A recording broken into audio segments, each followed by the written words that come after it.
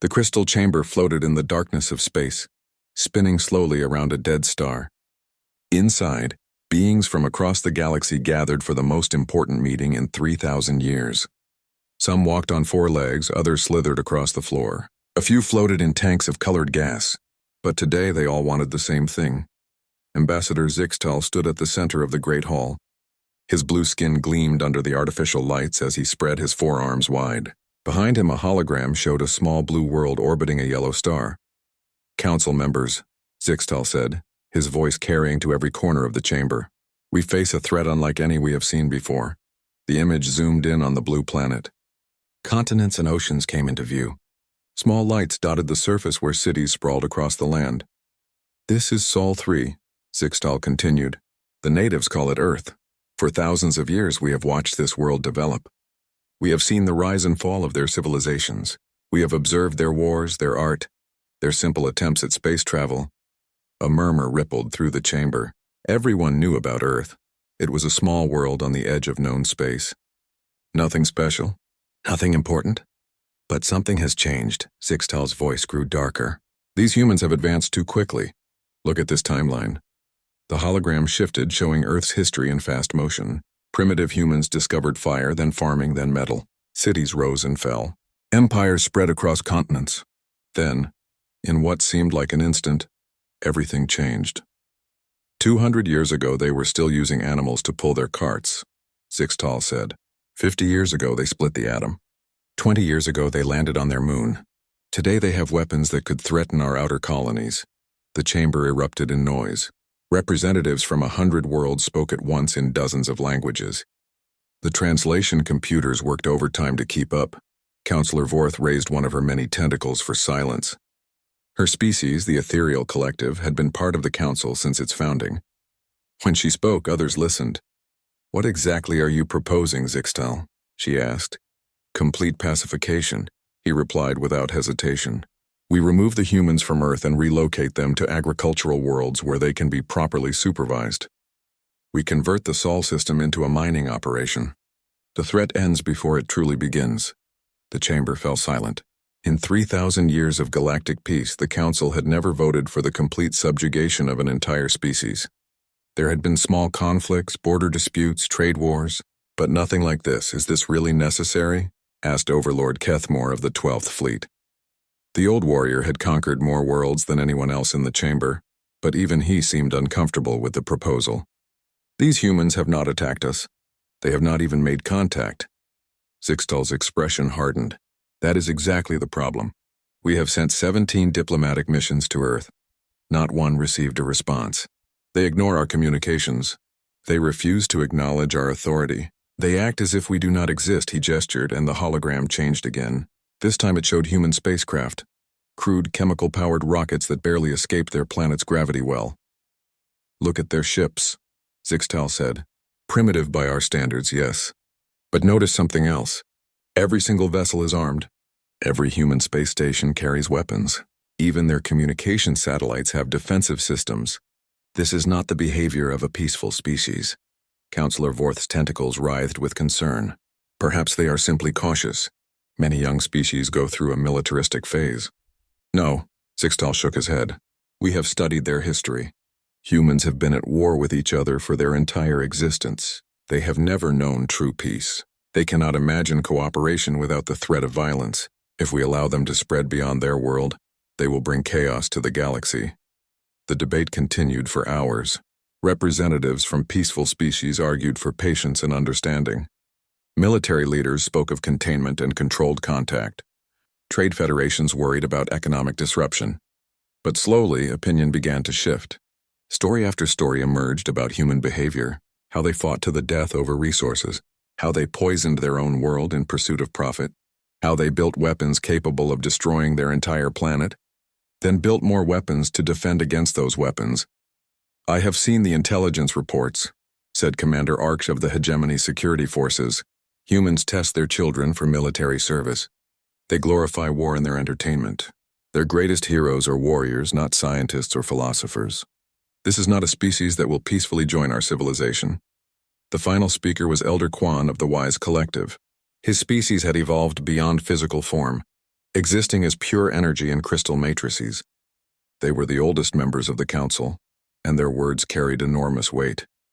"I have lived for 2,000 years," Elder Quan said, his voice echoing from speakers throughout the chamber. "I have seen the rise of 47 different species to spacefaring status. Most learn wisdom. Most seek cooperation.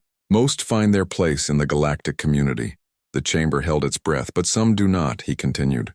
Some remain locked in patterns of violence and domination. The Chronac Imperium, the Blood-Tide Pirates, the Machine Prophets. All were given chances to change. All chose destruction instead of cooperation. All had to be stopped before they could spread their poison to other worlds. His words sent chills through the assembled representatives.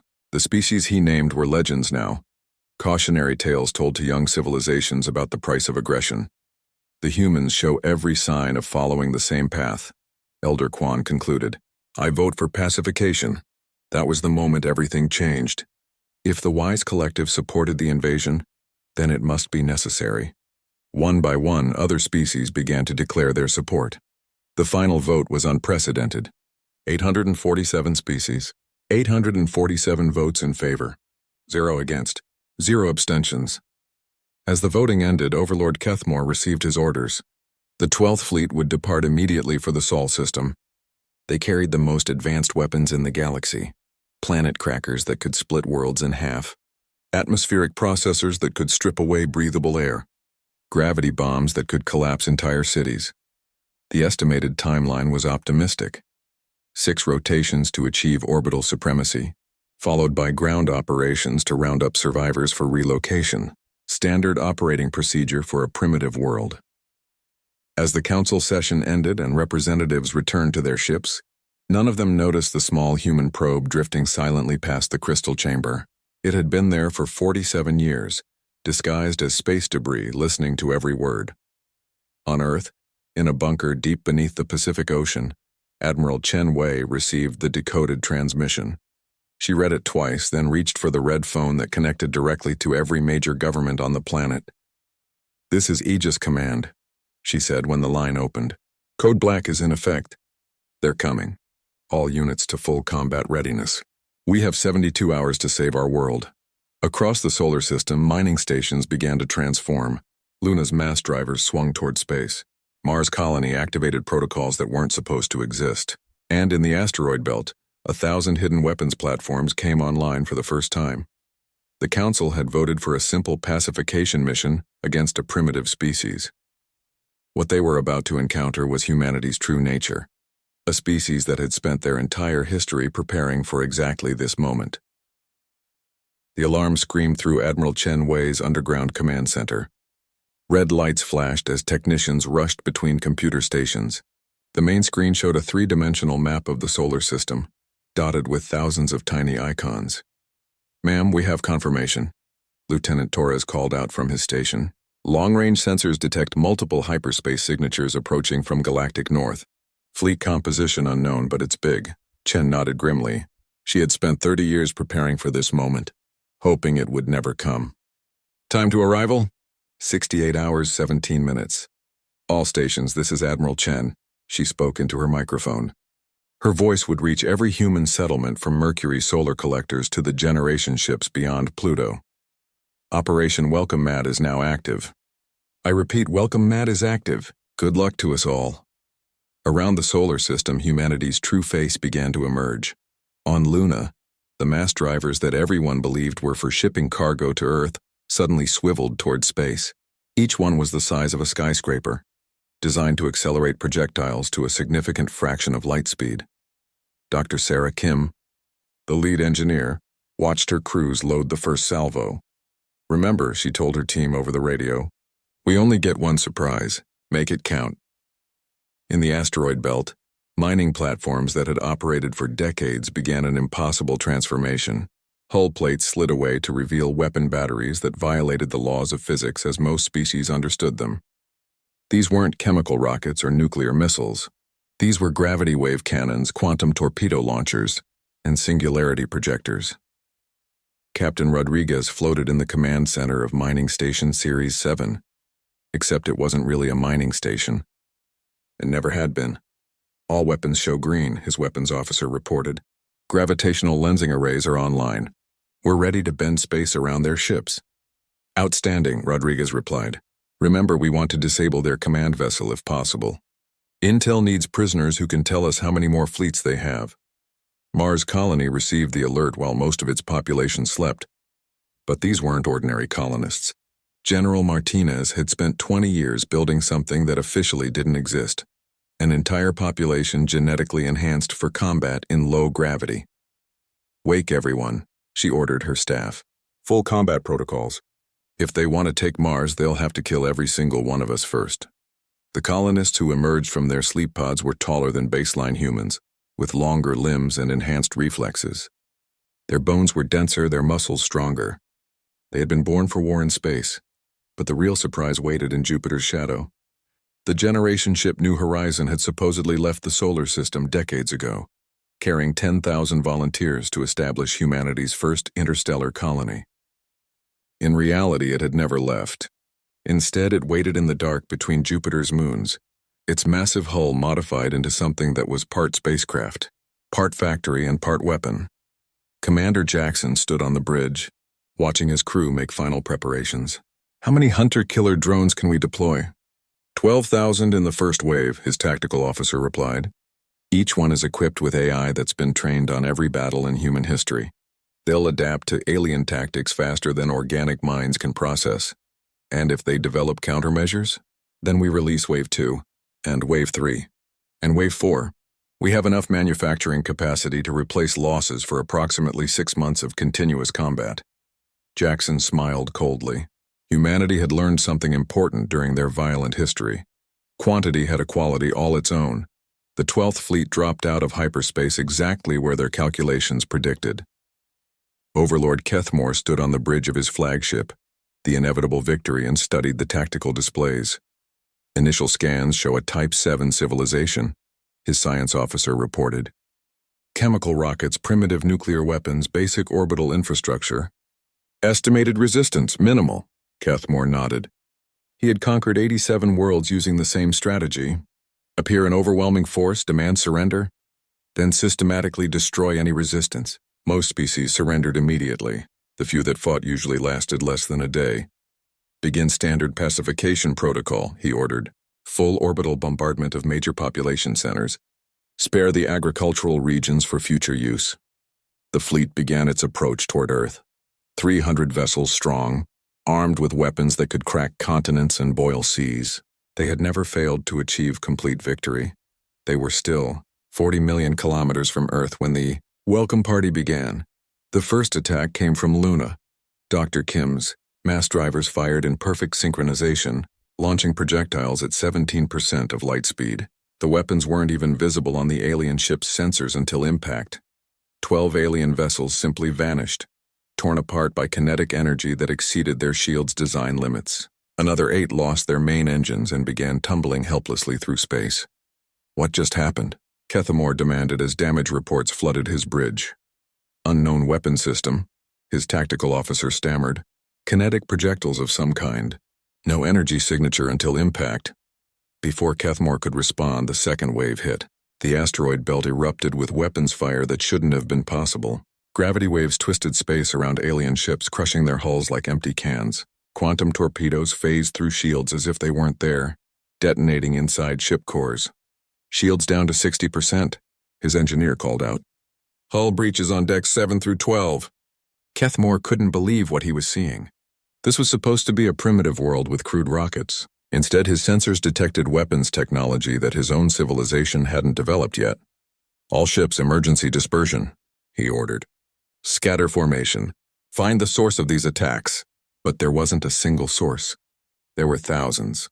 Every piece of debris in the asteroid belt seemed to hide a weapon. Every mining platform revealed itself as a fortress. Every communication relay turned out to be a sensor network feeding targeting data to hidden gun batteries. The third wave came from Mars. Enhanced humans in powered armor launched from concealed bases, using personal propulsion systems to board alien vessels. They moved through space like dancers, dodging defensive fire with impossible grace. Once aboard, they proved even more dangerous. These weren't normal humans. They were stronger, faster, and utterly fearless. They fought with weapons designed for close combat in zero gravity. Monomolecular blades that could cut through hull metal, plasma rifles that worked in vacuum, and something the aliens had never encountered before: explosives designed to detonate when the user's heartbeat stopped. They're turning their own deaths into weapons. One ship captain screamed over the radio before his transmission cut to static. The fourth wave was the cruelest.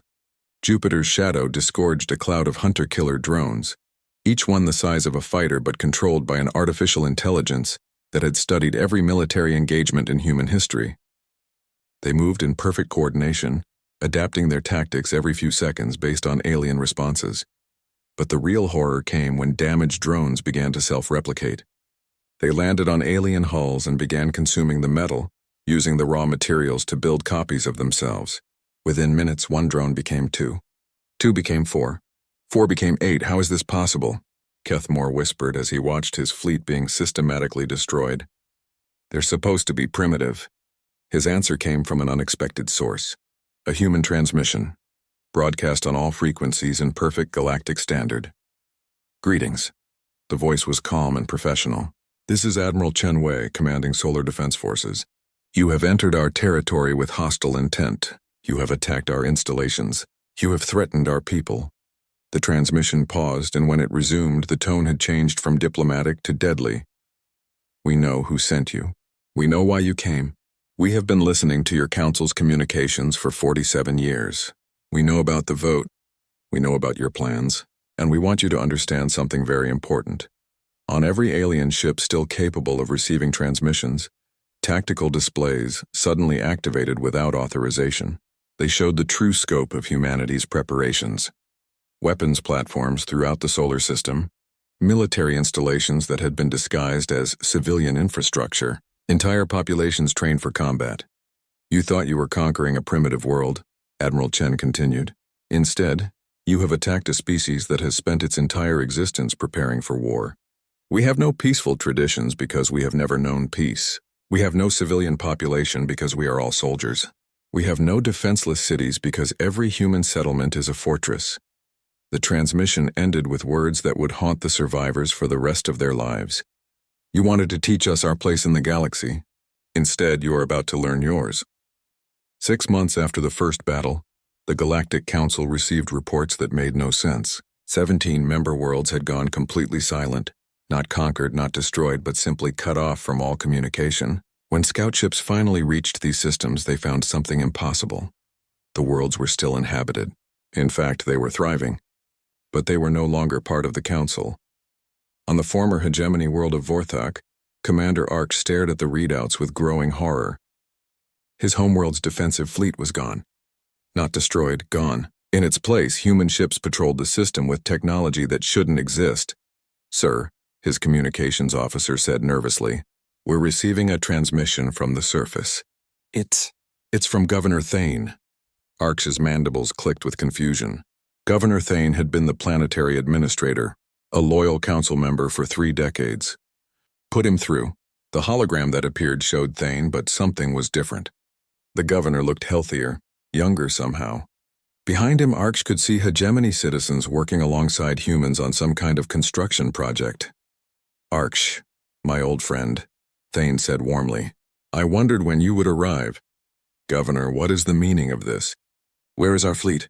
Why are there human ships in our system? Thane's expression grew serious.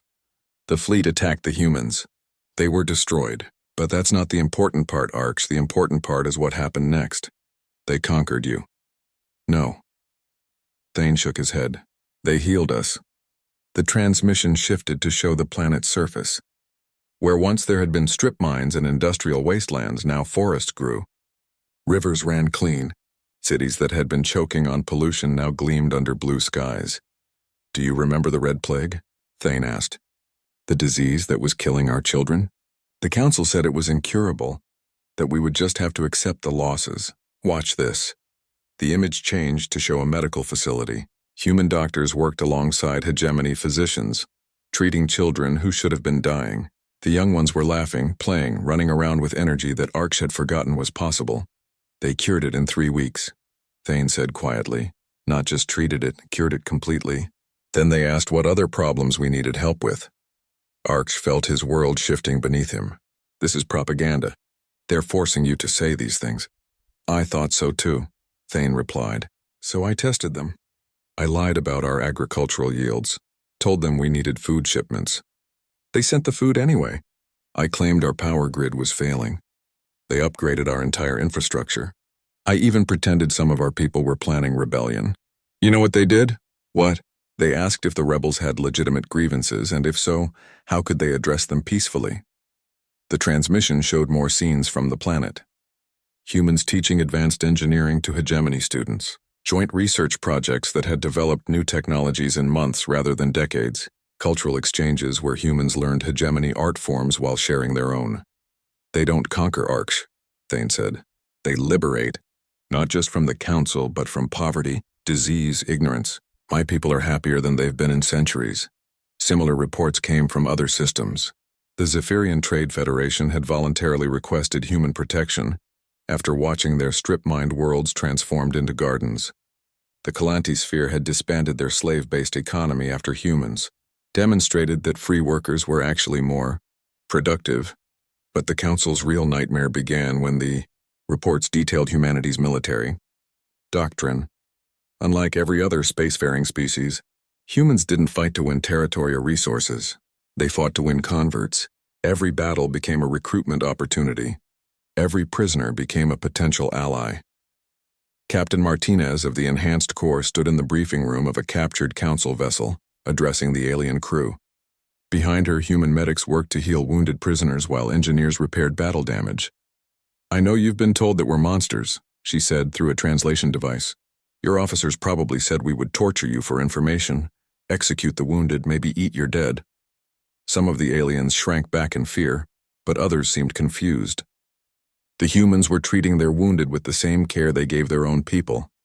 Here's what's actually going to happen, Martinez continued. We're going to fix your ship. We're going to heal your injured. We're going to give you enough supplies to reach the nearest council base. Then we're going to let you go. The alien captain, a four-armed hegemony officer, stared at her in disbelief. What's the trap? No trap, Martinez replied. But we do have a request. We want you to take a message to your commanders. Tell them what you saw here. Tell them how we treated you. Tell them that we could have killed you all, but we chose not to. She gestured to a human technician who was showing an alien engineer how to repair a damaged gravity drive. Tell them that we're not interested in conquest. We're interested in cooperation. Tell them that every species in this galaxy could be living better than they are right now, if they just stopped accepting that suffering is inevitable. The message the prisoners carried back was more devastating than any weapon. They described human ships that could repair themselves using technology that seemed like magic. They told of human soldiers who shared their rations with captured enemies. They spoke of humans who seemed genuinely puzzled by the concept of slavery, as if the idea had never occurred to them. But the most disturbing reports came from the battlefield itself. Humans, it seemed, fought with a mathematical precision that treated their own deaths as acceptable variables in larger equations. Lieutenant Commander Singh stood on the bridge of her destroyer as it rammed through the center of a council formation. Her ship was dying around her, hull breaches venting atmosphere, but her crew worked with calm efficiency. Engineering, how long until core breach? She asked. 47 seconds, ma'am. Perfect. Helm, adjust course by 3 degrees. Let's make sure we take their command ship with us. Singh's ship exploded in a fireball that consumed 3 council vessels, but even as it died, the wreckage continued to be useful. Each piece was equipped with transmitters broadcasting human tactical data to other ships in the fleet. This was humanity's true horror. They didn't just accept death as a possibility, they turned it into a weapon. Every human ship was designed so that its destruction would benefit the larger fleet. Every human soldier carried equipment that would continue fighting even after the wielder was gone. The Council's commanders found themselves facing an enemy that literally got stronger as it took casualties. Human fleets that suffered heavy losses didn't retreat to regroup. Instead, they used the wreckage to build new ships on the spot, often with capabilities superior to what they'd lost. Dr. Kim, now commanding Luna Base's expanding defense network, watched her screens with satisfaction as another Council fleet stumbled into their latest surprise. Adaptive construction is at 97% efficiency, her engineering chief reported. The debris from their last attack has been converted into 47 new platforms, each equipped with weapons based on their own technology. Outstanding, Kim replied. Any word from the Deep Space Scouts? Yes, ma'am. They've identified 3 Council supply bases within range, all lightly defended. Teams are standing by for deployment. Kim smiled. That was another thing the Council hadn't expected. Humans didn't wait for the enemy to come to them. While the main fleets battled in the outer system, human special forces had been infiltrating Council territory, attacking supply lines, and spreading their message to populations that had never imagined resistance was possible. The psychological warfare was perhaps the most effective weapon of all. Humans had discovered that most Council species lived under governments they hated, working jobs that provided no satisfaction, accepting poverty and disease as natural laws. When presented with alternatives, many chose to defect voluntarily.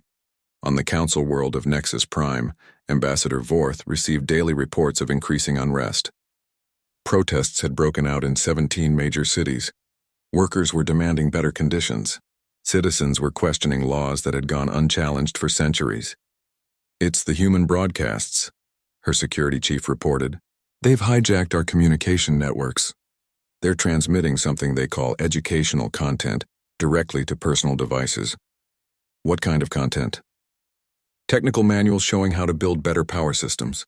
Medical texts explaining how to cure diseases we've accepted as incurable. Political theories about something called representative democracy. Vorth's tentacles writhed with frustration. Can we block the transmissions? We've tried. But their technology adapts faster than we can develop countermeasures. And ma'am, some of our own engineers have started helping them. They say the human methods are just better than what we've been using. That was the Council's final realization. They weren't losing a war. They were losing an argument about how civilizations should be organized, how individuals should be treated, and whether progress was possible or if stagnation was permanent. And slowly, inevitably, that argument was reaching every corner of the galaxy. The emergency session of the Galactic Council convened with only 623 members responding. Over 200 species had withdrawn from the Alliance entirely, either to defend their home systems or because they no longer existed as independent governments. Councillor Vorth floated in her specialized chamber, her tentacles trembling as she read the latest intelligence reports. Around her, the great crystal hall that had once symbolized galactic unity now felt like a tomb. The situation is worse than we imagined, she announced to the assembled representatives. It's not just military defeat, it's complete societal collapse. The holographic displays showed the scope of humanity's influence. Red zones marked systems under direct human control. Yellow indicated worlds that had voluntarily joined what humans called their cooperative alliance. Orange showed systems where human broadcasts were causing civil unrest. There wasn't much blue left on the map. The hegemony officially surrendered yesterday, Vorth continued, her voice hollow with disbelief. After 3,000 years of military dominance, they've disbanded their armed forces and requested human assistance in transitioning to what they call democratic governance. Shocked murmurs rippled through the chamber. The hegemony had been one of the Council's founding members, a military powerhouse that had never lost a major conflict. How is that possible? Demanded General Crix of the Asteroid Command. They have a fleet of 10,000 vessels. Had, Vorth corrected. The fleet defected. Not destroyed, not captured. Defected. Their crews now serve under human command. And according to intercepted communications, they're happy about it. She activated another display showing a recorded transmission from Admiral Thex, former commander of the hegemony's Third Fleet. Citizens of the Council, Thex said in the recording. His scales bright with what human observers had learned was a sign of contentment. I speak to you from the bridge of my flagship, now serving as part of the Terran Defense Initiative. I want you to understand what has happened here. Behind him, his bridge crew worked alongside human officers in an atmosphere of easy cooperation. 6 months ago, my fleet was ordered to recapture the Vorthax system from human occupation. Thex continued. We expected a difficult battle against superior technology. Instead, we found something we never expected, an invitation to negotiate. The transmission shifted to show a human diplomat, a young woman who couldn't have been more than 30 years old, sitting across from Thex in what appeared to be a comfortable conference room. Captain Sarah, Chen didn't threaten us or demand our surrender, Thex explained. She asked us why we were fighting. When we said it was our duty to the Council, she asked if the Council had ever done anything to earn that loyalty. When we said it was to protect our people, she showed us what human protection actually looked like. The image changed to display hegemony worlds under human administration. Where once there had been military bases and weapons factories, now there were schools, hospitals, and research centers. Children who had been trained from birth for military service were learning art, science, and philosophy. She showed us our own people, Thex said, his voice thick with emotion. Not as soldiers, not as resources, but as individuals with dreams and hopes and potential we had never allowed them to explore. Then she asked us a simple question. What if we could do better? Vorth paused the transmission and looked around the chamber. This is happening everywhere. Humans aren't conquering our territories. They're convincing our own people to abandon us. The evidence was overwhelming. Internal security reports from dozens of worlds told the same story. Human broadcasts weren't propaganda in any traditional sense. They were educational programs teaching advanced mathematics, practical engineering, and medical techniques that Council civilization had never developed. But mixed in with the technical knowledge were ideas that were proving far more dangerous than any weapon. Concepts like individual rights, democratic representation, and the radical notion that governments should serve their people rather than the other way around. They're turning our own populations against us, General Crick said. This is psychological warfare on an unprecedented scale. Is it? Asked Elder Quan, his energy form flickering with uncertainty. I've reviewed the human broadcasts myself. They don't attack the Council directly. They simply present alternatives. They ask questions we've never thought to ask. Vorth activated another display, this one showing excerpts from human transmissions across the galaxy. A human teacher speaking to a mixed class of alien children. What if everyone had enough food? What if no one had to live in fear? What if every person could choose their own path in life? A human engineer working with Kalanti technicians. Your fusion reactors are impressive, but look at this design. Same energy output, half the maintenance, and no radioactive waste. A human doctor treating ethereal collective patients. We've eliminated this disease on 17 worlds. Would you like to know how? They're not offering conquest, Elder Quan observed. They're offering hope. That was the Council's real problem. For 3 millennia, they had maintained stability through managed stagnation. Populations were kept at subsistence levels to prevent unrest. Technology advanced slowly to avoid disruption. Individual ambition was discouraged to maintain social order. It was a system that worked, as long as no one knew there were alternatives. But humans had shattered that illusion. They demonstrated that poverty wasn't inevitable, that disease could be cured, that ordinary people could participate in their own governance.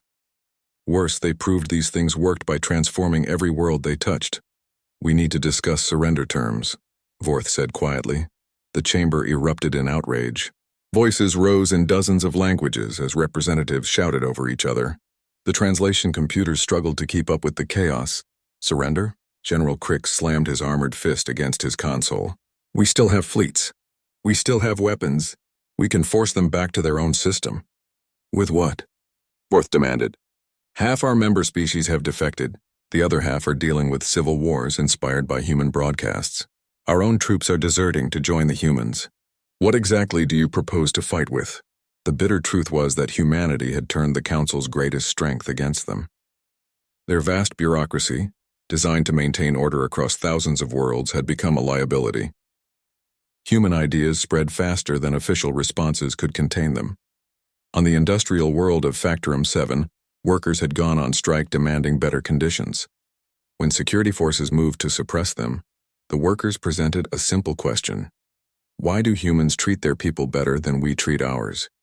On the trade hub of Commerce Central, merchants had begun refusing to deal in slave-produced goods after seeing human alternatives. Profits actually increased as free workers proved more innovative and productive. On the military fortress of Iron Keep, soldiers had begun questioning orders to attack civilian targets after human broadcasts explained something called rules of war, and the concept that even enemies had rights. There is one more option, Elder Quan said, his voice cutting through the arguments. We could try to understand them. The chamber fell silent. Understand them? Vorth asked. Yes. Send a diplomatic mission to Earth. Not to negotiate surrender, but to learn. To ask the same questions they've been asking us. What if we could do better? General Crix laughed bitterly. Diplomacy with humans? They don't even respond to our communications. They've ignored every message we've sent. Have we tried sending the right message? Elder Quan asked. That gave everyone pause. For 47 years, the Council had sent messages demanding acknowledgement of their authority, threatening consequences for human isolation, offering limited membership in their civilization as junior partners. They had never simply asked, how can we help each other? I volunteer to lead the mission, Vorth said suddenly. If the humans refuse to meet with us, then we'll know we're truly at war.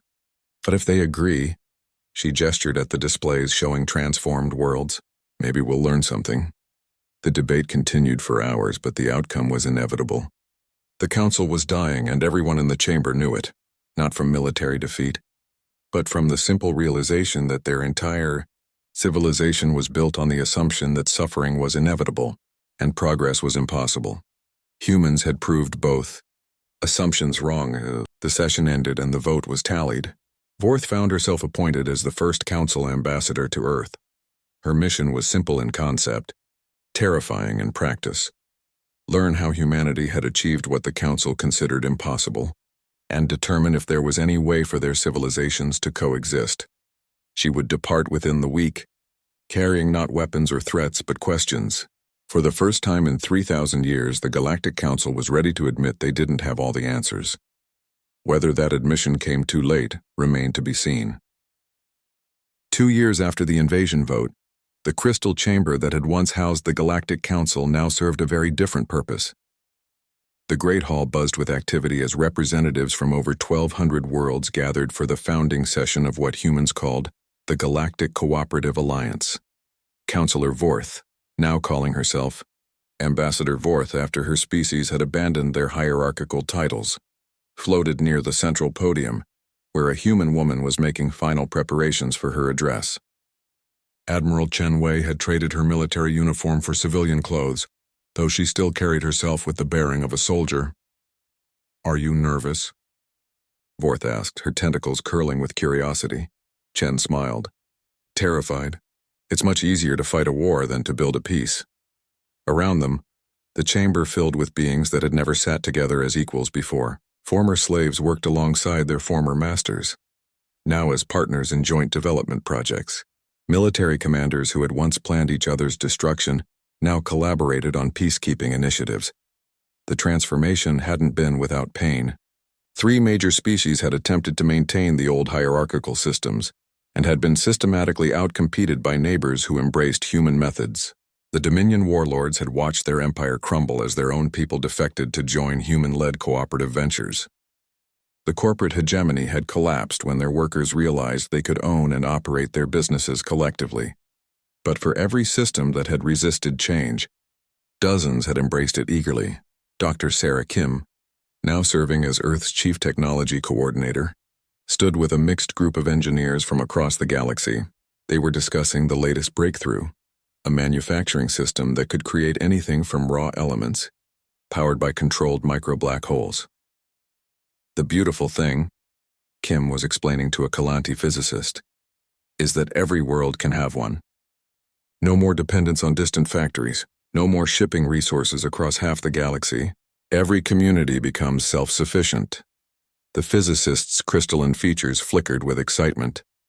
But the energy requirements, that's the breakthrough, Kim grinned. We're not just using the black holes for power. We're using them to manipulate space-time itself. Reality becomes more flexible. Across the chamber, former General Creek spoke with Captain Martinez about the new peacekeeping forces. Both had been enemies 18 months earlier. Now they worked together to design military units whose primary mission was disaster relief and infrastructure development. It still seems impossible, Crix admitted, his armored plating shifting with confusion. Soldiers whose job is to build rather than destroy. You should meet the Corps of Engineers, Martinez replied. They can build a city in a week and defend it from any threat. Turns out that construction and combat use a lot of the same skills, but the real heart of the transformation was visible in the cultural exchanges happening throughout the chamber. Ethereal collective members shared their energy manipulation techniques with human scientists. Hegemony military historians worked with human anthropologists to document the true cost of the old system. Zephyrian artists collaborated with human musicians to create entirely new art forms. Elder Quan's energy form flickered near the main display, where statistics showed the scope of change across the galaxy. Poverty had been eliminated on over 400 worlds. Disease outbreaks that had plagued certain species for millennia had been cured. Literacy rates were approaching 100% on planets where most people had never learned to read. "How did they do it?" he asked Admiral Chen as she passed by. "We didn't," she replied simply. "You did. We just asked the right questions. That was humanity's true revolution. Not advanced technology, though that helped. Not superior military tactics, though they had proven decisive. The real weapon had been the simple question, what if things could be better?" Ambassador Sarah Kim, Dr. Kim's daughter now representing Earth's diplomatic corps, stood to address the assembly. The chamber fell silent as she began to speak. 2 years ago, 847 species voted unanimously to invade and pacify Earth, she said, her voice carrying to every corner of the hall. Today, 1,200 species are voting to create something that has never existed before. A truly voluntary galactic civilization. The main display showed the proposed charter for the Galactic Cooperative Alliance. Unlike the Council's rigid hierarchy, the new organization was built on principles that had once seemed impossibly idealistic. Consent of the governed, individual rights regardless of species, shared technology and resources, and the radical notion that civilizations should be judged by how they treated their weakest members. "We learned something important during the war," Kim continued. "The universe is big enough for everyone to thrive. Resources aren't scarce when you can manipulate matter at the quantum level. Conflict isn't inevitable when everyone has what they need to live well." She gestured to the mixed crowd of beings in the chamber. "But most importantly, we learned that diversity isn't a weakness to be controlled. It's a strength to be celebrated. Every species brings something unique to the table. Every culture has insights that others lack. Every individual has potential that authoritarian systems never allowed them to explore." The voting began, but unlike the unanimous decision to invade Earth, this time there was real debate. Species asked detailed questions about implementation. They demanded guarantees for minority rights. They negotiated specific terms for technology sharing and mutual defense. It was messy, complicated, and inefficient. It was also genuinely democratic. The final vote was overwhelming. 1,076 in favor, 23 abstaining, and 1 opposed. The single dissenting voice came from humanity itself. Ambassador Kim stood again to explain Earth's vote. "We vote against the charter as currently written because it doesn't go far enough in protecting the rights of artificial intelligences and uplifted species. We propose Amendment 247B to extend full citizenship rights to all sentient beings, regardless of their origin." The chamber erupted in discussion as species debated whether machines could truly be considered people and whether uplifting non-sentient animals was ethical. It was the kind of argument that would have been impossible under the old council system, where such decisions were made by executive decree. Former Overlord Kethmore, now serving as a peacekeeping coordinator, watched the debate with amazement. 6 months ago I would have called this chaos, he admitted to Admiral Chen. "It is chaos," she agreed. "But it's productive chaos.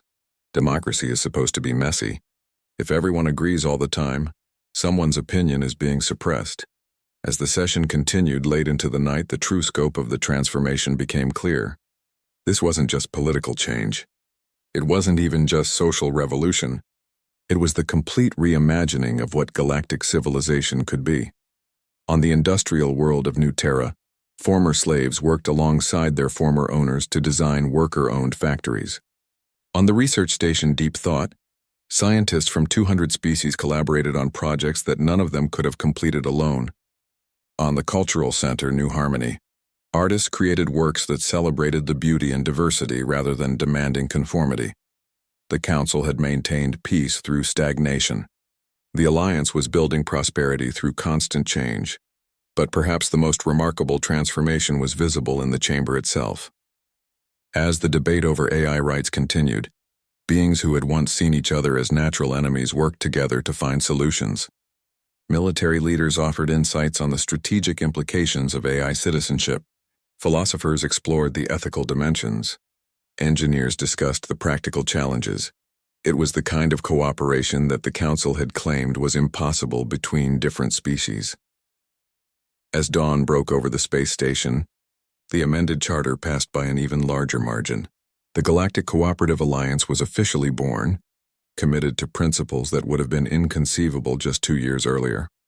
Admiral Chen stood at the great windows, watching ships from across the galaxy prepare to return to their homeworlds with news of the new era. Each vessel carried not just diplomatic agreements, but blueprints for technologies that would transform entire civilizations.